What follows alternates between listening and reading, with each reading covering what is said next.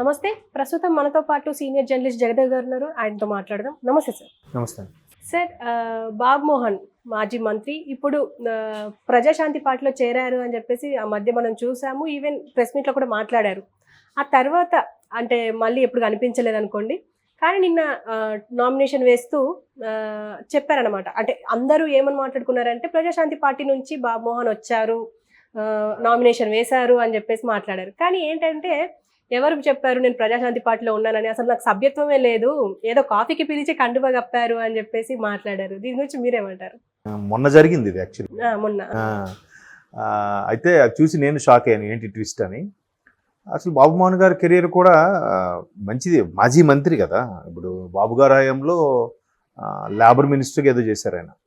ఆ తర్వాత అప్పుడు కూడా బై ఎలక్షన్ ఏదో వచ్చినప్పుడు బాబు గారిని నిలబెట్టడం, దానికి కేసీఆర్ గారు క్యాన్వాసింగ్ చేయడము అప్పట్లో ఒక సెన్సేషన్ అనమాట. కేసీఆర్ గారికి బాబు మోహన్ గారికి కూడా చాలా అనుబంధం ఉండేది. బావా అని సంథింగ్ ఏదో పిలుచుకుంటారంట. అట్లా మొత్తానికి చంద్రబాబు గారి నాయకత్వంలోనే కేసీఆర్ గారు కానీ బాబు మోహన్ గారు పనిచేశారు. టీడీపీలో మినిస్టర్గా కూడా చేశారు బాబు మోహన్ గారు. అయితే ఆ తర్వాత ఎందుకో 2004 తర్వాత ఎప్పుడో బీజేపీలోకి వెళ్ళినట్టున్నారు కదా. బీజేపీలోకి వెళ్ళిన తర్వాత బీజేపీలో ఉన్నారనుకున్నాం. సో బీజేపీ తర్వాత మళ్ళీ టీఆర్ఎస్లోకి వెళ్ళారు. టీఆర్ఎస్ తర్వాత టీఆర్ఎస్ తర్వాత బీజేపీలోకి వచ్చారు. బీజేపీ తర్వాత ఇప్పుడు ప్రజాశాంతిలోకి వెళ్ళారు అనుకుంటున్నాం. మీకు ఇంకో పెద్ద ట్విస్ట్ ఏంటంటే ఆయన నిన్న నామినేషన్ వేశాక ప్రజాశాంతి పార్టీ నుంచి తరపున వేశారు అనుకున్నారు కానీ ఆయన నేను ఇండిపెండెంట్గా పోటీ చేస్తున్నారు వరంగల్ నుంచి అని బాంబు పేల్చారు. బట్ ఇప్పటికీ ఆయన వికీపీడియా అది చెక్ చేస్తే బాబు మోహన్ సిన్స్ 2024 ప్రజాశాంతి పార్టీ అనే ఉంది. మరి అది ఎట్లా? ఇప్పుడు ఆయనైనా పాల్ గారిని కలిశారు. ప్రజాశాంతి పార్టీలో బాబు మోహన్ గారు చేరుతున్నట్టుగా వార్తల్లో చూసాము. ఆయన ఎక్కడ దాన్ని ఖండించలేదు. ఆ నెక్స్ట్ డే కూడా ఎక్కడ ప్రెస్ మీట్ పెట్టి చెప్పలేదు. సైలెంట్గా ఊరుకున్నారు. ఎందుకని? నెక్స్ట్ ఆయన నాకు కేవలం కాఫీ తాగడానికి ఈయన ఎందుకు పిలుస్తారు? ఒక విధంగా మాట్లాడుకుంటే బాబు మోహన్ గారికి అంత ఇమేజ్ ఉందా? అంత ఇమేజ్తో ఆయనే గెలిచేస్తారు, లేదంటే ఆయన వెనక కొన్ని లక్షల మంది వస్తారు, అందుకే ఆయన కలుపుపోతున్నారు అనుకోవడానికి కాదు కదా. మరి అట్లా పోని ఇమేజ్ ఉందే అనుకుందాం. పిలిచారు, కలుపుకున్నారు, ప్రజాశాంతి పార్టీలో చేరారని అన్ని వార్తలు ప్రెస్ మీట్లో ఇద్దరు కలిసి మాట్లాడారు, అయ్యింది. కండువా కప్పారు, ఆ ఫోటోలు కూడా చూసాము. మరి తర్వాత నేను సభ్యత్వం కూడా తీసుకోలేదు, పార్టీ అధ్యక్ష పదవి ఇస్తా అన్నట్టుగా చెప్పారని అంటున్నారు. అంటే అధ్యక్ష పదవి ఇచ్చి పాల్ గారు తీసుకున్నారా లేదా నిజంగా ఇవ్వలేదు అనేది తెలియదు. అది ఎక్కడా చెప్పలేదు. ఇప్పుడు మొన్నను నామినేషన్ వేయడానికి వెళ్ళినప్పుడు చూస్తే నేను ఆ పార్టీ సభ్యత్వం కూడా నాకు లేదు, అధ్యక్ష పదవి ఇస్తామన్నారు, బట్ నేను తిరస్కరించాను, ఇండిపెండెంట్గా పోటీ చేస్తున్నా అన్నట్టుగా చెప్పారు. ఒకటి పాల్ గారి మీద ఎక్కువ వచ్చే స్ట్రోల్స్ బట్టి, లేదా పాల్ గారు పార్టీకి అంత ప్రాధాన్యత లేదని ఆలోచించి ఆయన ఇన్నర్ ఫీలింగ్ నేను అనుకోవడం. అందువల్ల ఎందుకులే ఏదో నేషనల్ పార్టీలు పెద్ద పెద్ద పార్టీలో చేసిన ఇందులోకి వెళ్తే తర్వాత మళ్ళీ ఏ పార్టీ కూడా మనల్ని చేర్చుకోవడానికి ఫీలింగ్తో అలా చేశారా, లేదా నిజంగా ఈ పాల్ గారికి ఈయనకి సరిగ్గా పొసగక ఆ విధంగా చేశారనేది తెలియదు. ఒకవేళ నిజంగా సభ్యత్వం లేదు, ఆ ప్రజాశాంతి పార్టీ తీర్థం పుచ్చుకోలేదు అనుకుంటే కనుక వెంటనే ఖండించాల్సింది, చెప్పాల్సింది కదా. చెప్పలేదు. నేను నామినేషన్ వరకు కూడా చెప్పలేదు. అది మీరు అన్న ట్విస్ట్. బట్ ఇప్పటికీ వికీపీడియాలో వాటిలో కూడా ప్రజాశాంతి పార్టీలో బాబు మోహన్ గారు ఉన్నారన్నట్టుగానే ఉంది సిన్స్ అని. మరి దానికి ఆయన ఏం చెప్పాలి? వాళ్ళు కూడా ఊరికే న్యూస్లో రాకుండా అయితే మాత్రం చేయరు కదా. దాన్ని ఎలా తీసుకోవాలి? అప్పుడు పాపం పాల్ గారిని ఎందుకంత అందరూ అంత ట్రోల్స్ చేస్తారో, అంత ఇది చేస్తారో తెలియదు. అసలు నిజంగా నాకు తెలిసి పెద్దగా చదువుకోలేదు ఆయన. కానీ ప్రపంచ దేశాల్లో చాలా చిన్న చిన్న దేశాలను శాసించేంత స్టామినా ఉన్న వ్యక్తి పాల్ గారు.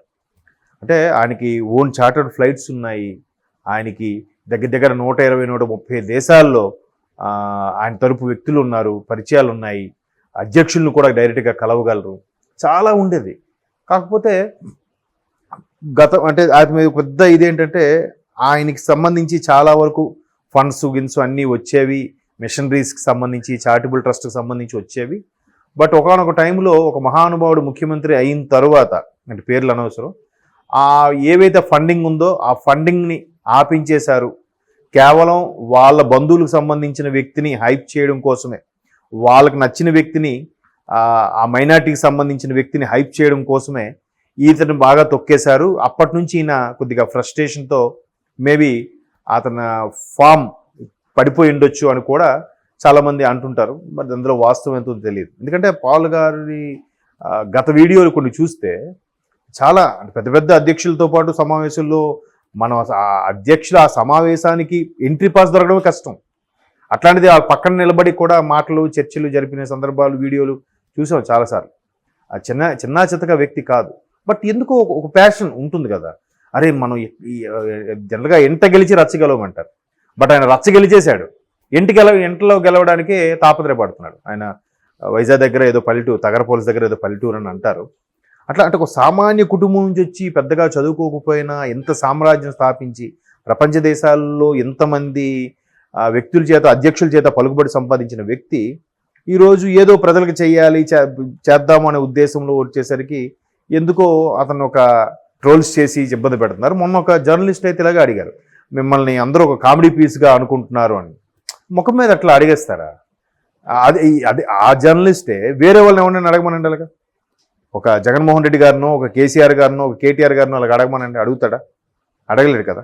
అంటే అక్కడ మంది మార్బలం దన్నుంది కాబట్టి అడగలేరు. ఇక్కడ ఏమీ లేదని చెప్పి ఈయన అలా అడిగేస్తారా? అంటే నిజంగా అడిగే ధైర్యం ఉంటే అందరినీ అలాగ అడగమనండి.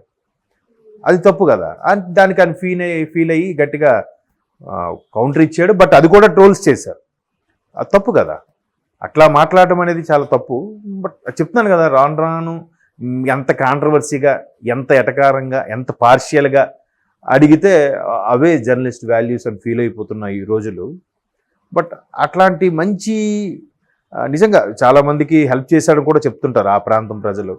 చాలామందికి సహాయం అంటే మిషనరీకి సంబంధించి, స్కూల్కి సంబంధించి, చర్చిలకు సంబంధించి కూడా చాలా హెల్ప్ చేశాడంట. బట్ ఒక వర్గానికి చెందిన వాళ్ళు ఎందుకు ఆయన వ్యతిరేకించారు. తర్వాత ఆయన మీద కూడా ఏదో అరెస్టులు చేయడము అన్నీ చేయడం చేశారు. బట్ మొత్తానికి ఒక ట్రోల్స్ లాగా అయిపోయింది. మేబీ ఈ అన్నిటి రీజన్స్ మీద బాబు మోహన్ అనే వ్యక్తి ఆల్రెడీ టీడీపీలో చేశారు, ఆ తర్వాత బీజేపీలోకి వెళ్ళారు, టీఆర్ఎస్లోకి వెళ్ళారు, తర్వాత బీజేపీలోకి వెళ్ళారు. ఇవన్నీ చేశాక మళ్ళీ అందులోకి వెళ్తే వీడికి నిలకడ లేదు, లేదా స్థిరత్వం లేదు అనుకుంటారేమో. లేదంటే మళ్ళీ పాత పార్టీలోకి వెళ్ళడానికి ఎంట్రీ పాస్ దొరకదని ఉద్దేశంతో ఆయన అలాగా ప్లేట్ ఫిరాయించారేమో అని నేను అనుకుంటున్నా. అట్లా ఇదొక సేఫ్ గేమ్ రాజకీయాల్లో నా అభిప్రాయం. Okay sir, thank you. మరి అది ఎట్లా? ఇప్పుడు ఆయనైనా పాల్ గారిని కలిశారు. ప్రజాశాంతి పార్టీలో బాబు మోహన్ గారు చేరుతున్నట్టుగా వార్తల్లో చూసాము. ఆయన ఎక్కడ దాన్ని ఖండించలేదు. ఆ నెక్స్ట్ డే కూడా ఎక్కడ ప్రెస్ మీట్ పెట్టి చెప్పలేదు, సైలెంట్గా ఊరుకున్నారు. ఎందుకని? నెక్స్ట్ ఆయన నాకు కేవలం కాఫీ తాగడానికి ఈయన ఎందుకు పిలుస్తారు? ఒక విధంగా మాట్లాడుకుంటే బాబు మోహన్ గారికి అంత ఇమేజ్ ఉందా? అంత ఇమేజ్తో ఆయనే గెలిచేస్తారు, లేదంటే ఆయన వెనక కొన్ని లక్షల మంది వస్తారు, అందుకే ఆయన కలుపుపోతున్నారు అనుకోవడానికి కాదు కదా. Okay sir, thank you.